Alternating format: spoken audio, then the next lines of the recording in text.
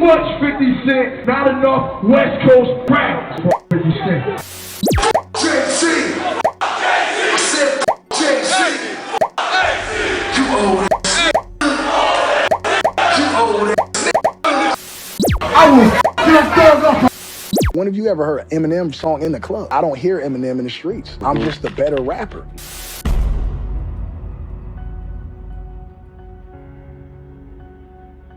When you think of the biggest waste of potential in hip-hop, typically your usual suspects come up like Fetty Wap, Roddy Ricch, DaBaby, or Chance the Rapper, due to the fact that they came in the game dropping insane hits, but very shortly after took a sharp decline in musical quality. But one name that doesn't get mentioned enough is The Game, whose skill set is unmatched. He's one of the top rappers, in my opinion, of all time, top 50 at least. But due to his constant antics and his refusal to simply focus on improving as an artist, instead divesting his attention into petty beefs with the biggest rappers at the time, Game has put himself in a position where he's cut several ties within the industry and simultaneously stained his legacy by not staying consistent and focusing on what matters. Just recently, he was noticeably missing from hip-hop's biggest West Coast event in the last 10 years, as Dr. Dre, his former mentor, and Kendrick Lamar, Schoolboy Q, all of Black Hippie, YG, Mustard, and all the West Coast legend assembled together for a legendary performance. The Game was not invited, and as a rapper who's done so much for the West Coast as much as Game has, it leads you to wonder, what could he have done so bad that has stopped the industry from recognizing his legacy the way that they have? And that is exactly what we will be touching on in this video, and diving deeper into the reason why Game was omitted from this legendary performance with his former peers and mentors. Because there's very obvious reasons, but to understand them, we have to take a step back and understand where Game was when he first came up, and all the beefs that he took part in. See, The Game grew up in Compton, and from an early age, he was involved in violence and gang activity. Due to his violent lifestyle, he was actually shot in 2001. It was that shooting that inspired him to realize he needed to get out of the streets, and vowed to become a rapper. He told his brother to buy him classic rap CDs, and he studied the greatest legends in the game. By 2002, he put out his first mixtape, You Know What It Is Volume 1, which caught the attention of Diddy, who tried to sign him. A few months later, his mixtape fell into the hands of Dr. Dre, and when Dre discovered it, he signed Game to Aftermath in 2003. In late 2003, the CEOs of Interscope Records, which owned Aftermath, Jimmy Iovine and Dr. Dre, both decided to have The Game work with 50 Cent and G-Unit in order to help build a growing buzz around The Game, and which would also fuel the interest of G-Unit, which was the hottest rap label at the time. The Game actually made his first cameo appearance in the music video for 50 Cent's In the Club, where he's seen dancing with a girl. Now by 2005, The Game releases his massive singles Hate It or Love It and How We Do with 50 Cent, in anticipation of his debut album, The Documentary. 50 Cent later claims to have wrote almost 30% of the songs on that album, but we'll get into that later in this story. Because regardless of whether 50 wrote those records or not, it was obvious that standing next to 50 Cent helped The Game get a lot bigger eyeballs on him. So for that, he pledged his loyalty to 50 and started beefing with a lot of the rappers that 50 Cent already had beefs with. This became a very common theme within Game's career, as he'd often throw himself into beef that he had no real involvement in, but that's also something that we'll touch on a bit later in this story. So even 20 years ago, when The Game first came into the game, he was controversial off the bat. One of his first feuds was later that year with the rapper Lil Eazy-E, the son of the rapper Eazy-E. The two started off as friends and actually recorded music together. But later on, Lil Eazy-E became upset at The Game, expressing his anger over The Game's misuse of his father's name. Because at the time, before it was called The Documentary, Game was going to name his first album N-Words with an Attitude, which is the name of Eazy-E's rap collective, NWA. The Game claimed that Lil Eazy was clout chasing and trying to establish himself off the success that The Game had after he released the documentary. In a response, The Game released the song 120 Bars, where he claims that Lil Eazy doesn't write his own lyrics. This would be a similar theme in later diss songs that The Game had, where he would go at someone on hundreds and hundreds of bars within one song. However, on that same song, The Game would state that he'd rather not feud with Lil Eazy due to the deep respect that he had for Eazy-E, Lil Eazy's father. In October 2006, The Game claimed that he squashed his beef with Lil Eazy-E. But later that year in 2005, The Game also beefed with Suge Knight, who at the time was Dr. Dre's nemesis, claiming that he disliked the fact that Suge endangered many lives. This was another one of the first few instances we saw of The Game hopping in a beef that he had no real involvement in order to defend one of his collaborators or mentors. His feud with Suge Knight started when a rapper by the name of Yuckmouth, someone who Game was also beefing with at the time, claimed that The Game had been slapped by Suge Knight. Game responded on his website saying that if Suge Knight had ever touched him, he would be 6 feet under. At Kanye West's after party at the 2005 VMAs, Suge Knight was shot, and it was alleged that the game was involved in it. Now, at the same time, 50 Cent was involved in his historic beef with Ja Rule, Irv Gotti, and all of Murder Inc., and so the game decided to throw himself in that beef as well. On his song, West Side Story, he says, "I don't rock button-up shirts or drive Maybachs." Many people thought this was a diss at Jay-Z at the time, who the game would later beef with, but he'd later clear that up on his song The Documentary, stating that that button-up shirt line was actually directed at Ja Rule. The game rapped, "If I die, F it, I did a song with Mary J. Blige. Got a hook from Faith, no verse from Jay. I guess on West Side Story, he thought I spit in his face. I told Ed Lover and Moni Love I was talking to Ja," with that Maybach line. He later said that he had a lot of respect for Jay-Z and he would never take shots at legends. The game continued with multiple other diss tracks aimed at Ja Rule, one which was most notably his legendary freestyle with DJ Who Kid. But after a year of dropping legendary collaborations with 50 Cent, being signed to his label and defending him in the beefs that he was involved in, Game actually entered a feud with 50 Cent's label, G-Unit. Even before Game released his first album, The Documentary, it became known that him and 50 Cent were in a public feud. And 50 Cent kicked the Game out of G-Unit, claiming that he was upset that the Game didn't defend 50 in his beefs with Fat Joe and Jadakiss. 50 also claimed that he wasn't getting his proper credit for the creation of the Documentary album, as he had written 6 of the songs on that album.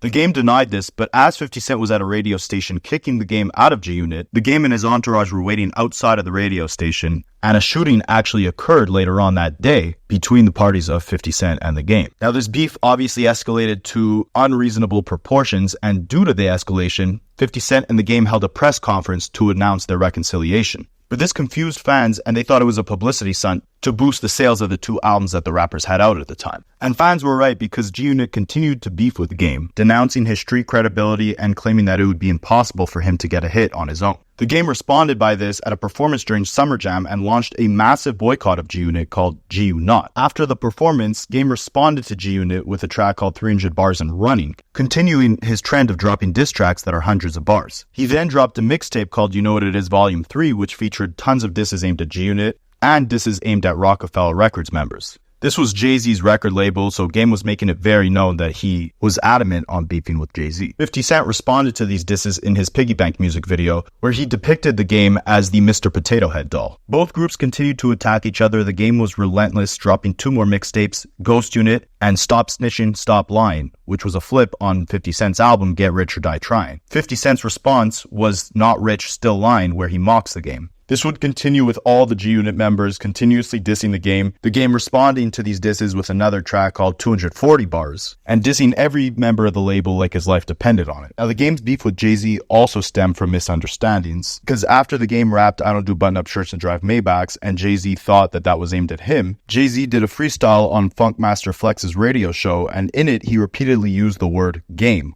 which many fans thought was directed at the Game. The Game obviously thought this too, as he dropped the song My B-Word, which in the first verse, he was dissing G-Unit, the second verse was aimed at Jay-Z, and the third verse was aimed at Suge Knight. So at this point, it seemed like the Game was beefing with the entire industry, and he would continue to diss Jay-Z with no response, and even made the crowd chant F Jay-Z at a concert in 2009, 3 to 4 years after this entire beef started, and said to the crowd, anyone who likes Jay-Z can leave the show.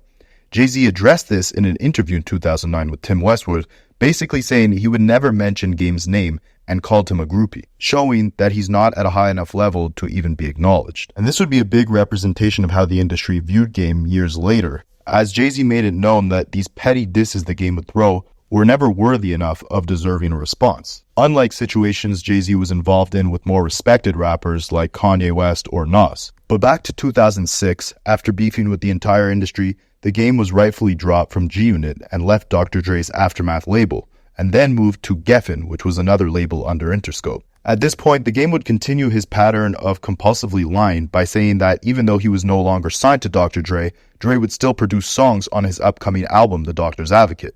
But in the end, we got none. And he would later walk these claims back by saying there would definitely be no more music with him and Dr. Dre on his upcoming album. The album did achieve massive success, however, selling very, very well, and producing the hits Wouldn't Get Far with Kanye West and One Blood. And 2 years later, by the beginning of 2008, the Game started teasing his third album, LAX, but he claimed that this would be his last album and he would retire to spend more time with his family. This was another lie by the Game, as he would soon come out of retirement to start working on his next album, the Red Album, in 2009. That's around the same time we heard him diss Jay-Z at a concert and Jay saying that he would never mention the game's name. And while Jay-Z never responded, the game continued his pattern of antagonizing rappers and randomly starting beefs and jumping into beefs between rappers that he wasn't involved in. In 2013, he jumped into Tyga's beef with Lil Durk in order to defend Tyga. This beef started when Lil Durk hopped on the remix to Lil Herb's song Chirac, and he shared a snippet of his verse on Instagram, which included the line, "Tyga only got one name, but that man ain't got one stripe. You backpack," saying that Tyga has no street credibility and he's just a backpack rapper. Now, this was a very random diss, and Lil Durk would claim that the beef started because of a certain line that he rapped on an upcoming song with French Montana and Chris Brown called Get That Money. The line was about Tyga's then-girlfriend, Black China, and how Lil Durk wanted to get with her. Chris Brown played the song for Tyga, and Tyga asked Lil Durk to change the lyric. Lil Durk agreed, but said he would only change the lyric if Tyga hopped on a song with him. Durk said that Tyga then never sent him back the song, which sparked their entire beef. Tyga responded to this diss by dropping his own remix of the Chirac track where he rapped, "Who the F is Lil Durk? I'll dust you like ash and perp. Your flow's whack, my flow's crack." Tyga's remix was called Chirac to L.A. and it featured the game. While Tyga kept his disses aimed at Durk pretty light, the game absolutely did not hold back on the song, rapping, "I don't F with new people. They like to sue, no woo. Tyga hit me like Durk dissin', Durk Nowitzki." Sorry if I can't pronounce that. But he kept rapping, "Durk who? Never heard of these people. Some of the nerve of these people. Don't make me put on that burgundy. Let the AK, I'm serving these people. Yo, T-Raw, it's time to murder these people. Lil Durk under a little dirt, and nobody knows you." Then he threw in the ad-lib, "Dissing What They Want," which was in reference to Lil Durk's hit song at the time titled "Dissing What They Want." But then Game rapped, "I thought that was Future song. You done caught yourself a little L, dog. You heard of Lil Durk? Hell no." Now, drop a like if you want to hear me rap more on future videos, but let's jump back into this, because Compton Menace, a fellow LA native rapper, responded to Game's diss saying, "This man takes on everybody's beef, except for his own." Lil Durk responded to this by saying, "At Compton Menace, I'm on him." He then posted saying that Tyga needed all that help because his ass was finished, LOL. WTF Tyga was talking about, LOL. He let Game get all the song so Tyga can feel tough. About a month later, the Game releases his song Bigger Than Me, which also takes shots at Lil Durk and the entire XXL 2014 Freshman cover, which Durk was on. But a couple months after that, during the BET Awards in 2014, the Game and Lil Durk finally met and officially squashed their beef. The Game went on Twitter and said, "My big homie G-Weed put Lil Durk on the phone with me.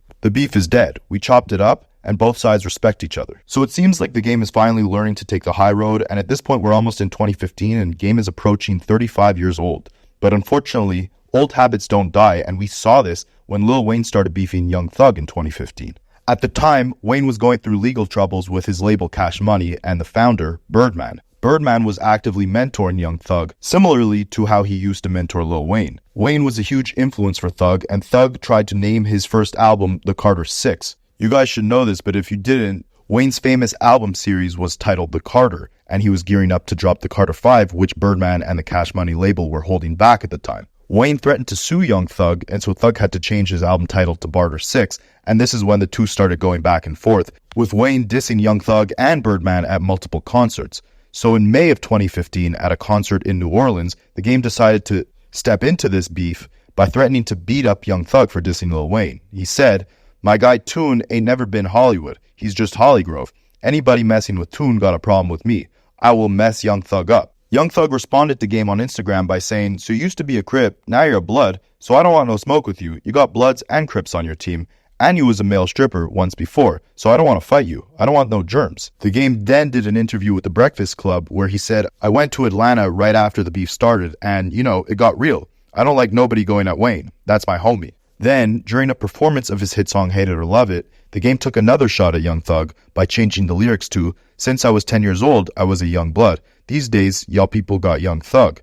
Y'all favorite rappers wear skirts. My favorite rappers used to put people in a hearse." Now, that was the last that we heard of that beef, and it probably died down because the Game got distracted and had to step into another beef. This was around the same time that Drake started beefing Meek Mill when Meek Mill called him out for ghostwriting, and later Drake dropped his legendary diss track Back to Back. That was a legendary massive L for Meek Mill, and Drake and him went back and forth for a little bit, but things died down close to the summer of 2016, a year after Back to Back was released, and that's when the Game decided to jump into this and diss Meek Mill himself. Now we see this very similar theme of the Game not only jumping into his favorite rapper's beef, but also trying to beef actively with the underdog at the time.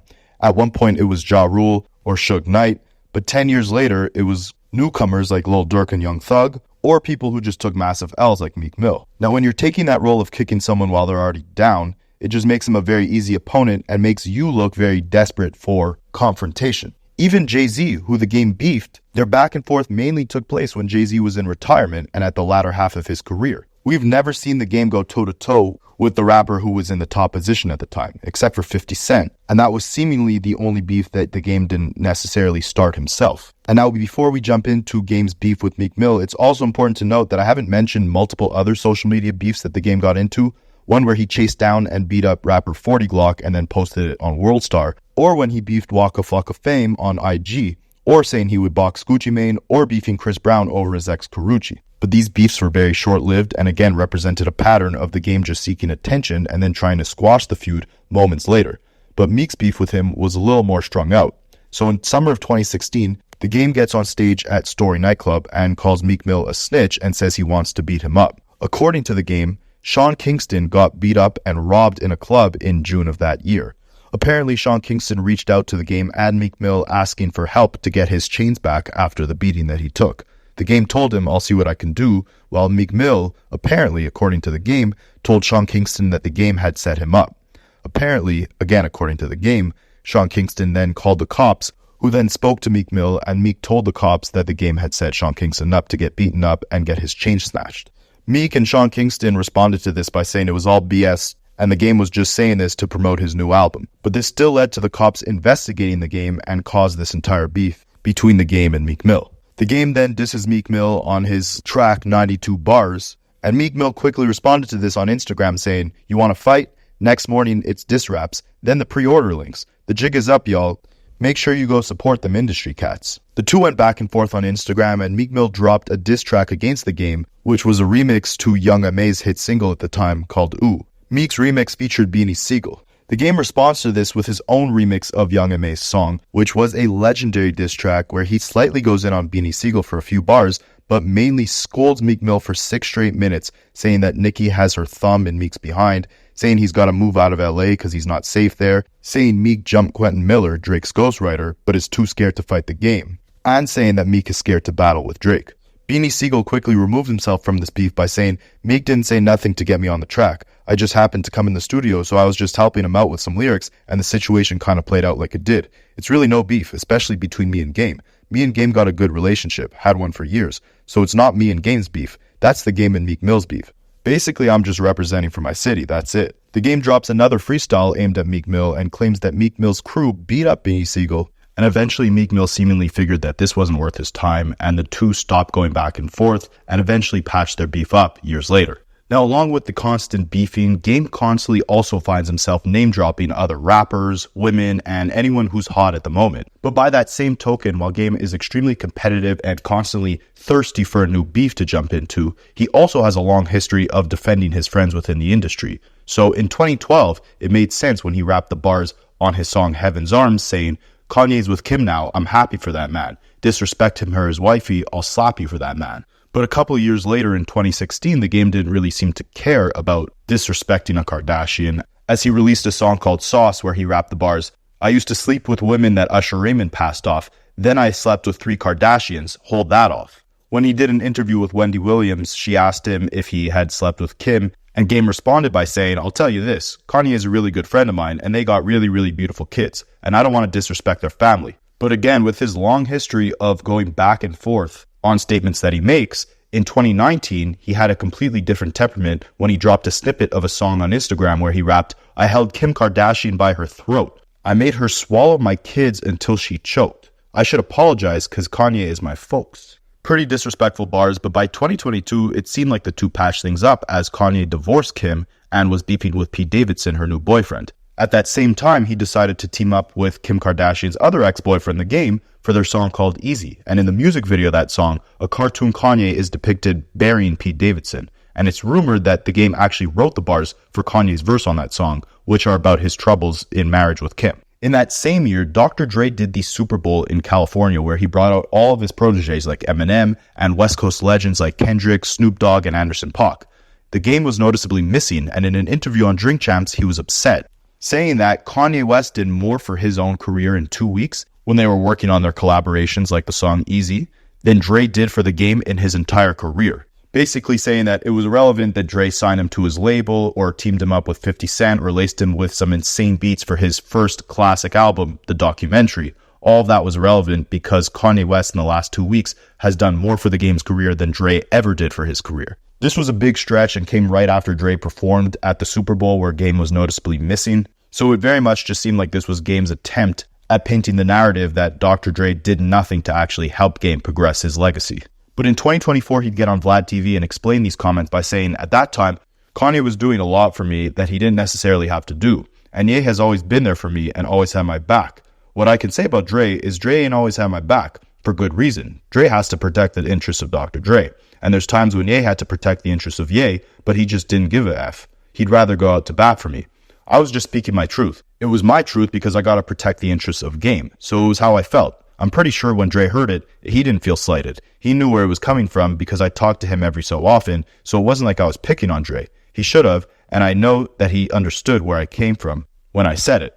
And if I saw Dr. Dre today, I don't think he would feel a way about what I said. He also said he was intoxicated on the Drink Champ show, which caused him to speak out of pocket about Dr. Dre. But before walking back these comments about Dr. Dre in 2024, Game was gearing up to drop his album Drillmatic in 2023, where he continued antagonizing Dr. Dre and sent much worse shots at Dre's protege, Eminem, which we will dive into in just a moment. But it's also important to remember that we were now in 2023. Game is now 42 or 43 years old, and he claimed that this Drillmatic album was going to be his last one. And if you guys remember, he also said back in 2008 that his album LAX would be his last one. And in 2009, he also said his album Born to Rap would be his last. So this is now his third time claiming that he's about to retire.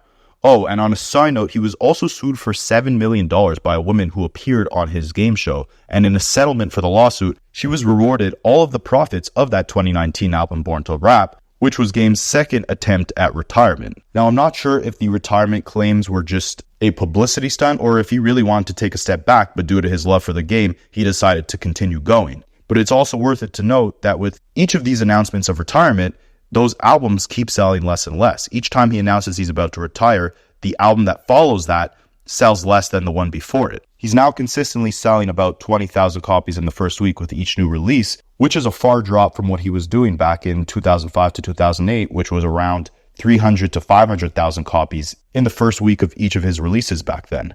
Now, you could definitely make the argument that obviously rappers age, and with that, their fan bases shrink because they grow up, and these rappers don't have as much appeal to the new generation. But with the talent and skill set that the game has, the reason why I said it was a massive waste of potential at the beginning of this video is because he has the ability to be a top rapper no matter what era we are in.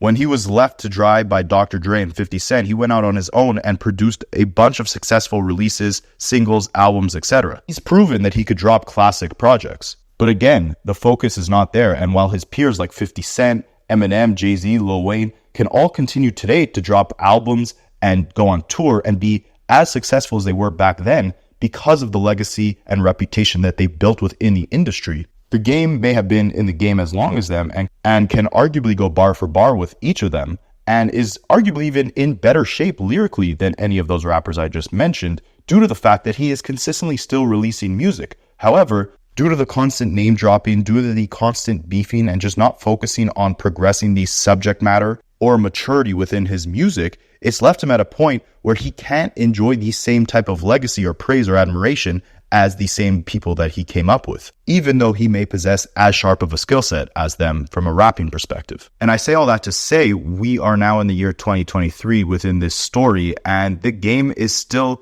as immature as he was almost 20 years ago when he was beefing with G-Unit, because during that Drink Champs interview where he was taking shots at Dr. Dre, he also claimed that he used to think Eminem was a much better rapper than him, but now he knows he's a much better rapper than M. Now, this may not seem like such a scathing diss. I mean, it's normal for rappers to be competitive and think they're the greatest, but it was really the demeanor of how he was talking to his former mentors and the people that put him on. You would think he'd show some grace or respect to the guys that helped him out very early on in his career, but instead, without accomplishing nearly a fraction of what guys like Dr. Dre or Eminem have accomplished within their careers, he takes a very condescending or arrogant approach whenever he's referencing them, instead of just paying homage to the fact that they put him on very early in his career and were massive inspiration for his music.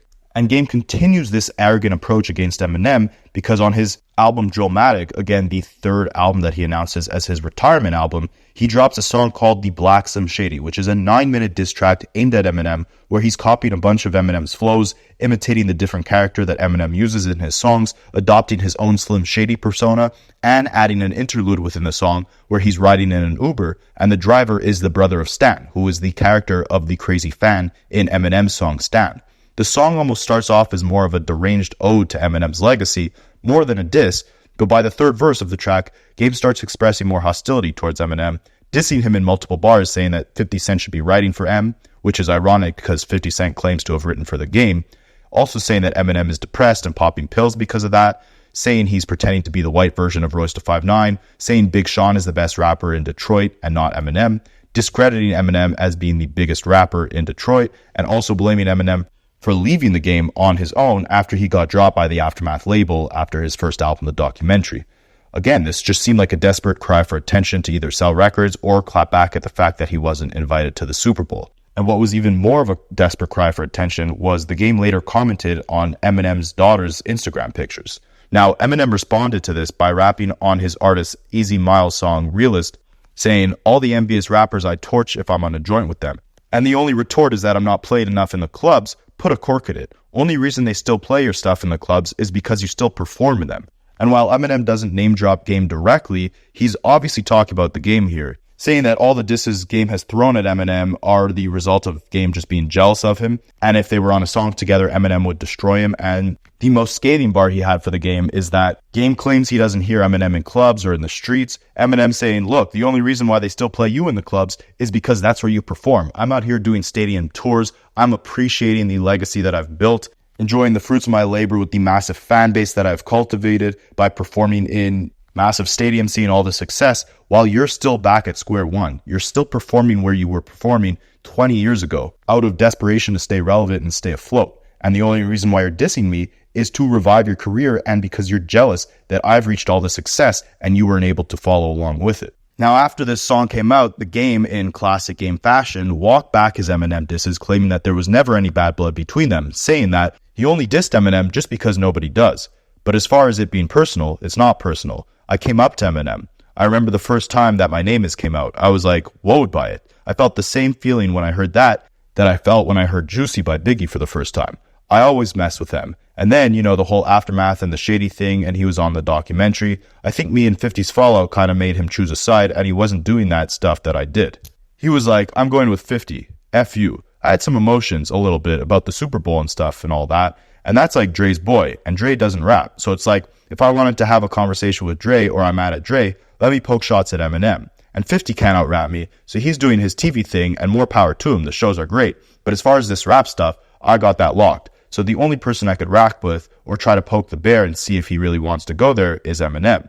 But I just felt like hip-hop got to be interesting. These people these days are so boring, or every time somebody wants to beef, somebody got to die or something. With Eminem, it wasn't a personal thing. I did it with Hove when I was younger. Sometimes, ladies and gentlemen, it's just hip-hop and you can leave it at that. If I see Eminem, I'm not fighting Eminem. Lyrically outside maybe Eminem or Kendrick or Cole or some of these super lyrical rappers, I don't think nobody can lyrically go at me. So now we're in the year 2024, and through his Vlad TV interviews, the Game walks through each and every one of his beefs and makes it seem like they were all just put to rest and none of them led to any real violence and they were all just for the sport of hip-hop, which is great. And the Game definitely has a great point, right? Like, through all these beefs, he has become one of the most notorious battle rappers of all time. We've gotten some great music out of the Game due to his beefs. But at the same time, if he put a fraction of that energy into making another documentary, would he be on that same level as an Eminem today, or a Jay-Z, or 50? Like, all these guys never really paid him any mind and never responded to him, and definitely didn't have that same pattern of randomly going at people and starting beefs for no real reason.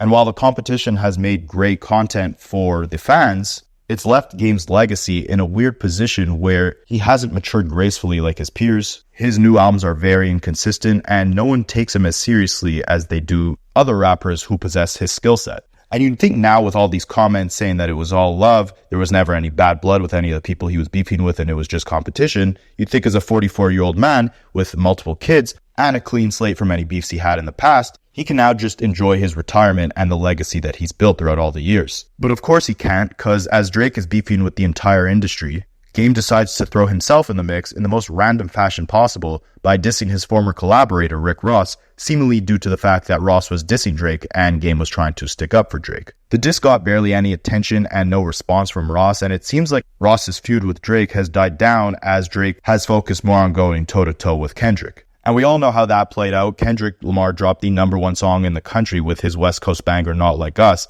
and he recently hosted his first show since the beef. Like I mentioned at the beginning of this video, the show that Kendrick Lamar put on was really meant to celebrate the West Coast and the massive victory that they took with Not Like Us going #1 on the charts. And Kendrick brought out dozens of guests from the West Coast, newcomers like Westside Boogie, Blast, and Roddy Ricch, some of his 2010 peers like Schoolboy Q, J-Rock, Ab-Soul, YG, DJ Mustard, Tyler the Creator, and even West Coast legends like Dr. Dre.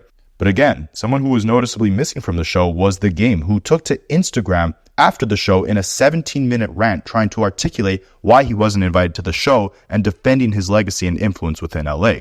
And he really said a whole lot of nothing in this rant, basically yapping about how much he's done for Kendrick's career, how he had no involvement with this beef with Drake, but also trying to prove that Drake is his friend, and saying that anyone in California knows Game as a powerful figure within the state. And this was the final sad attempt that we've heard from The Game explaining why he wasn't invited to the party or why his legacy is not being celebrated. First with the Super Bowl, now with this. It shows that while his music is amazing, he's dropped multiple phenomenal projects, one most definite classic album with the documentary that will go on as one of the best West Coast rap albums of all time. Due to his antics and bridges he's burnt with people, he's never been celebrated the same way his West Coast peers like Snoop Dogg or Dr. Dre have, or his former collaborator 50 Cent. And when you analyze where each of these artists have took their careers, 50 with his television series, Dr. Dre selling beats to Apple for $1 billion back in 2014, Snoop Dogg going off into multiple ventures within movies and pop culture in general, or even someone like Eminem, who is mainly stuck to rapping, hasn't really ventured off into other businesses, but has spent years giving us high-quality albums and singles. Well, not all of his albums. Obviously, he's had a couple duds, especially recently. But he spent the time to perfect his craft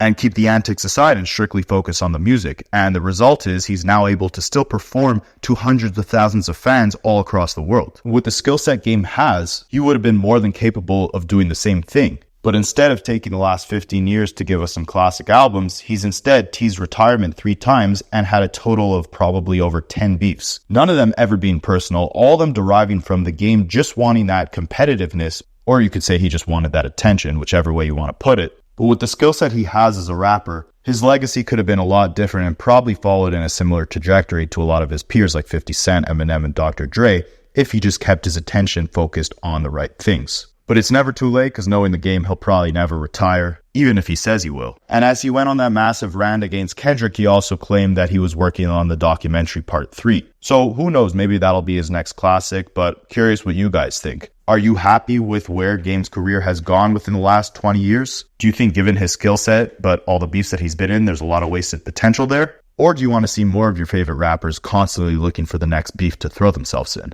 Either way, appreciate you guys if you stuck around till the end. If you did, definitely drop a like and a subscription to this channel. Let me know in the comments what documentary you'd want to see next, no pun intended. And until you see me clickbaiting you again, I will catch you guys in the next one.